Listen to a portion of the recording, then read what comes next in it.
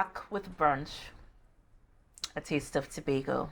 Remember, I am your host, J.W. Moore, also known as J Soul, and I'm just a small part of the team that makes it happen right here on Tobago Updates Television. Let me say a pleasant good morning to my technical crew, my production crew. Thank you so much. You are so wonderful, you are so patient, and you are so professional at your job. It is definitely a joy working with you.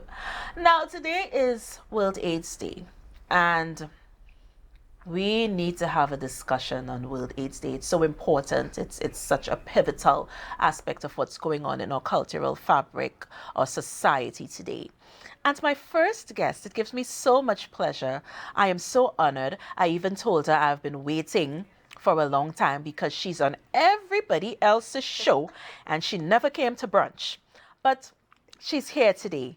And, I take the time to welcome the Secretary for the Division of Health, Wellness and Social Protection, the Honorable Faith B. Yisrael. Thank Good you. morning. Good morning. Thank you so much. It is true I have not been here before, so thank you so much for having me.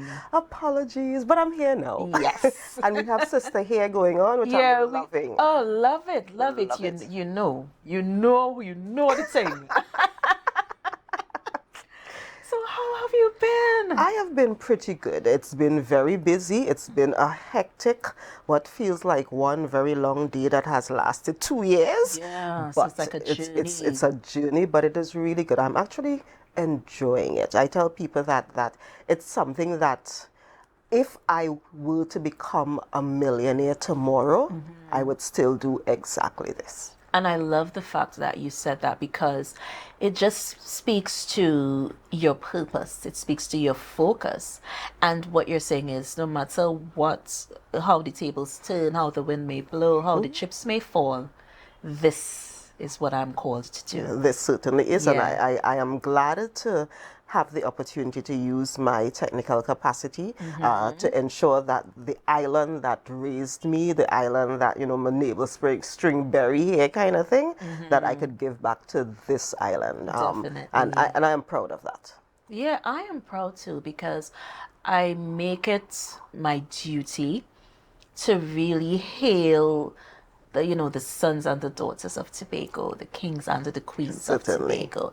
And we have so much that we need to be proud of. And I want us to remember that. Let's get back to our sense of pride. Yeah, Tobago are very proud people. Yes. And I say that, because, sometimes people say proud and it's not a positive thing. I am using it in the positive light. Yes, we are a definitely. proud people, we are a happy people, we are polite people, we are loving, caring. And yes, sometimes we seem to forget that, and we need to get back to those qualities that made us distinctly, uniquely Tobago. Definitely. And you said it so well. So World AIDS Day. Now, this is a big deal. It's such a big deal because we've been taking so many steps to right the wrongs, to correct all these stigmas and all of that. Is just like a whole other vibe. And as the young people say, what's going on in the space. Certainly. So yes, today is World AIDS Day. It's December 1st, celebrated as World AIDS Day for quite some time now. The theme this year is Let Communities Lead, which is a theme that I am hoping we could push for the entire year that is coming forward. Of course, we are now living with HIV for 42 years. We've been living as in the world discovered HIV 42 years ago. And we've been making significant strides. I think we've actually gotten to a very good place. We are in a very good place in Trinidad and Tobago. And a lot of people didn't even realize that Trinidad and Tobago, because of our public health care system, we have been fortunate to be able to provide really good HIV-related medication for free to the end user.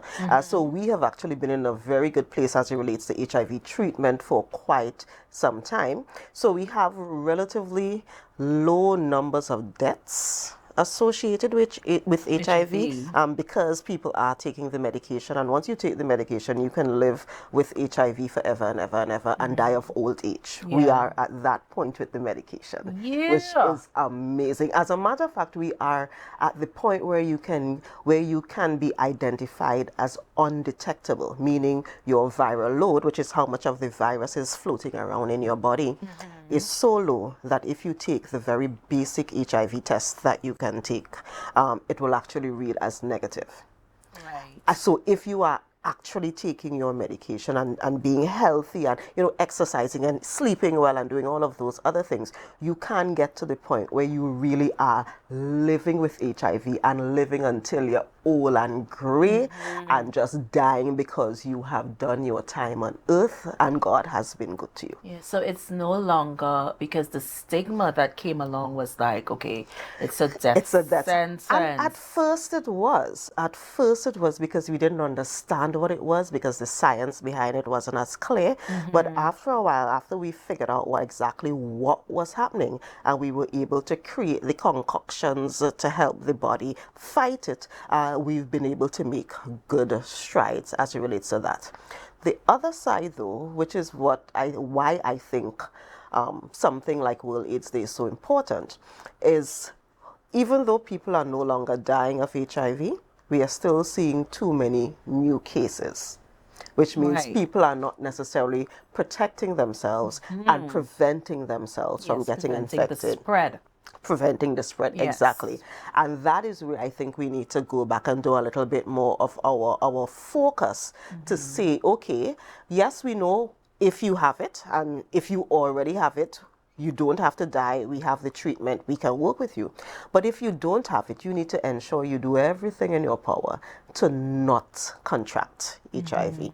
And that is why I think we still need to have the conversations, and we still need to have the hard conversations about how you get HIV, what are the things you can do to prevent yourself from getting HIV, and so forth. Yeah, and the discussion has changed a bit. I don't know how fast it is changing, but it has changed a bit with regards to being just a little more open, to the reality that is HIV and AIDS.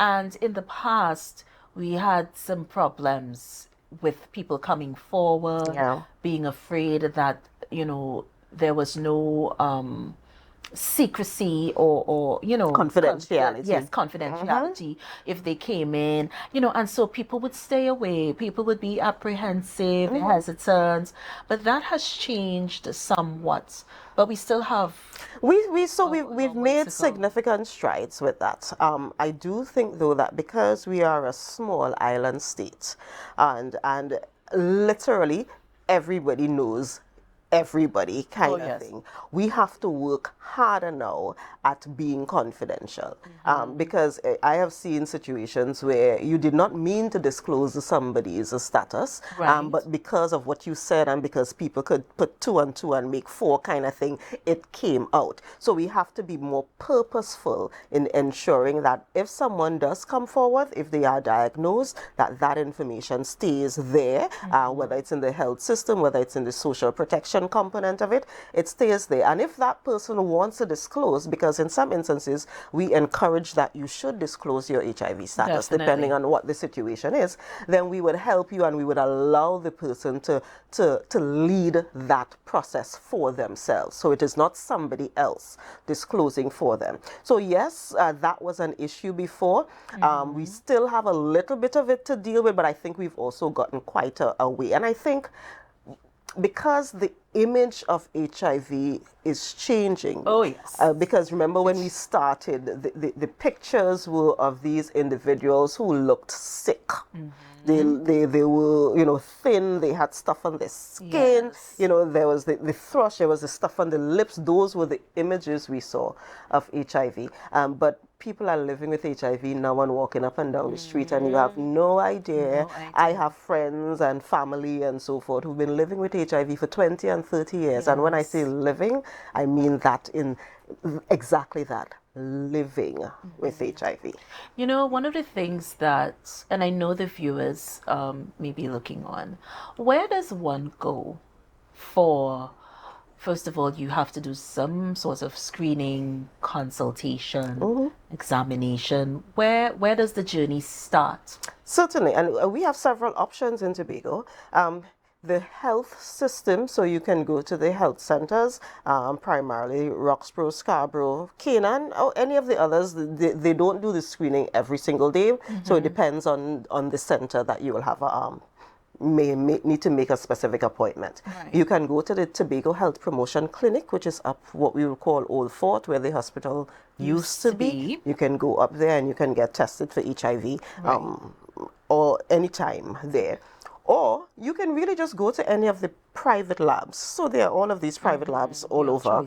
Choices. And I actually tell people that that is something that you should be doing all the time.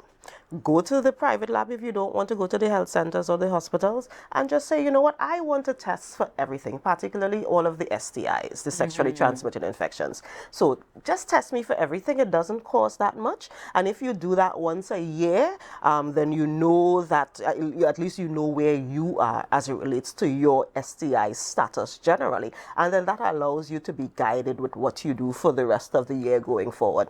So there are so many options. There are so many options to get tested for HIV. And that is this is so wonderful. I'm so happy that I'm actually getting to have this discussion. Had I not been doing this show, I don't think I would be able to have this type of open dialogue and discussion on HIV and AIDS. But let's just come off the HIV and AIDS for a minute here. And let's talk about this wonderful ensemble that you are gracing us with today. So, but all of this, so these pins, and what is it, 1, 2, 3, 4, 5, 6, this is probably 1/10 of the pins that I have. These are all HIV related pins. Right. They are all pins that I have gathered because I've been doing work with HIV forever, as far back as I can remember. My dissertation was on HIV. My undergrad paper was on HIV. I actually went to Tanzania and studied a small community that was treating with HIV and so forth. So these are the pins that are related to Trinidad and Tobago, or not related to any other country specifically, because one of the things we do when you go to these conferences and so forth, there's a country pin and you exchange pins. So I have at least 50 pins, and I just picked these to rock today. Yeah, because you came in with the red and just brightened up everywhere, and I shook my head because I said, oh, was I supposed to wear red today? I'm so sorry, I just did not get the memo in time. So I had to speak on it. And guys, we need to get a shoe cam, because if you're seeing the boots, it's the boots for me, you know, the boots for me. And you know what was funny? A couple years ago, I actually had a pair of red boots, and I thought this morning, gosh, I wish I had those still. I would have definitely rocked it today. Light up the place. Yeah. Yep. But I'm loving the conversation, you know, that is changing with regards to HIV and AIDS. It's a bit more open. Yes. Yeah. So like for people who come in, is there a specific age range that you see, or it's just a vast majority in terms of age? So what we are encouraging everyone. So let's go back a little bit to HIV 101. Right. The HIV is transmitted via bodily fluids. Bodily fluids include, of course, blood. It includes fluids that are transferred via sexual contact. Right. So semen, vaginal discharges, and that kind of thing. So because and it can also be transmitted from mother to child. So during breastfeeding, because breast milk is one of the fluids with HIV that can have HIV in it, or during the time of birth. You know, when you're giving birth and there's all of the fluids, the blood and all of that happening at that time, that is an opportunity for the child to get infected. Yes. So because those are the mechanisms by which you can get HIV, we are focusing on bottom, top. 0 to as old as you can get, because it means you have there's the possibility that you have been at risk for HIV, you are exposed to HIV. So we have mothers, when you go to if you are pregnant and you are going to the health centers for your prenatal clinics, one of the things you actually get at that point is a test. They ask you, do you want to be tested for HIV, simply because you are pregnant, because we do have medications that we can give to the mother, for example, if the mother is HIV positive, that can prevent the mother from passing HIV to the child. Right. So the conversation happens at every stage. And one of the things that I am actually encouraging is, because a big chunk of how HIV is passed is through sexual contact. It means we have to have very open and honest conversations about sex. Yeah. And once we have those open and honest conversations about sex, we can talk about healthy sexuality, which includes ensuring that you protect yourself from getting HIV, or even if you do have HIV, that you can still have a healthy sex life. Yes. And be considerate of your partner. That's the other thing, because some people have it and there's still those that don't. Sometimes you don't know because you're not getting tested. Exactly. So there's no conversation at all there. And then everyone is exposed. And we don't want that. We want to change that moving forward. Exactly. And that is why when you're going to recognize now, when you come into the health system, because it's one of the policies that we want to change within the health system, is that when you come in, even if you're coming in for something that's not HIV related, say you broke your hand and you had to go to A&E or whatever, you're going to realize that we're going to start asking everybody who comes in, you want an HIV test? Because you're here, it's free, let me do it now, we're already here, kind of thing. Just work it in. Just work it in, exactly. Because we recognize that people are not getting tested as frequently as they should, and this is an opportunity for you to get tested. So and we're not targeting anybody. No, that is not you we see and hear anything about you or anything like that. No. It is just part of what we will be doing in the health system shortly, to ensure that we know everybody who is HIV positive, because again, the medication is there, the medication is available, and we can do something about it if we find out. Yes, and you know what? I could go on and on with this convo because it's so informative, but we are out of time. So we just want to thank you, Dr. Faith, for being here. Thank you for being a part of Crunch. And we have to continue this conversation, so you have to come back at a later time. Yeah. Certainly. It was a pleasure being here. Thank you so much. Yes, and blessings to you from our family to yours. We're going to take a break, guys. But before we do that, let me take you to our trivia question for today. This Leeward Tobago beach was voted best beach in the Caribbean many times. The answer at the end of the show. We'll be back with more Brunch, A Taste of Tobago.